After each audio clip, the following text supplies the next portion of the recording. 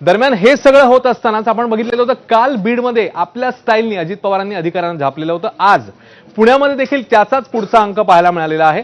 चाकणमध्ये ते पोहोचलेले होते. वाहतूक कोंडीची त्यांनी पाहणी केली आणि त्यावेळी काय घडलं ते आपल्या समोर आहे.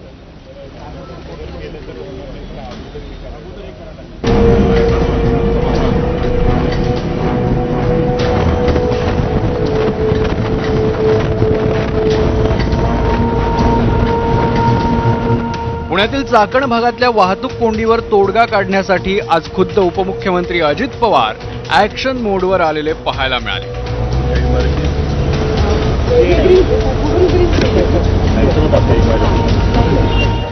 अजित पवारांनी आज भल्या पहाटे चाकण चौकात येऊन पाहणी केली.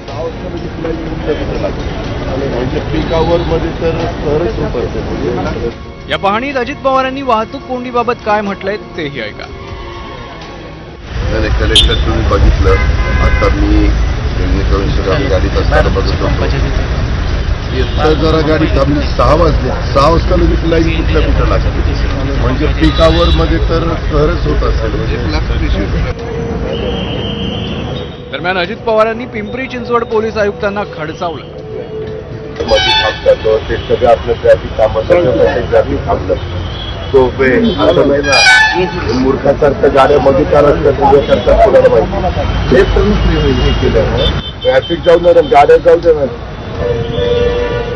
पुण्याच्या चाकणमध्ये अजित पवारांनी अधिकाऱ्यांना खड्ड्यांचे फोटो दाखवत जाब विचारला. नाही हे बरंच आहे, 2 दिवसात होण्यासारखं नाहीये हे काय. आणि करताना ते नीट केलं पाहिजे. कुठला एखादा पाऊस धोधो पडत असताना ट्रकच्या लक्षात ड्रायव्हर आलं नाही, टाक गेलं की झालं सगळं वाटलं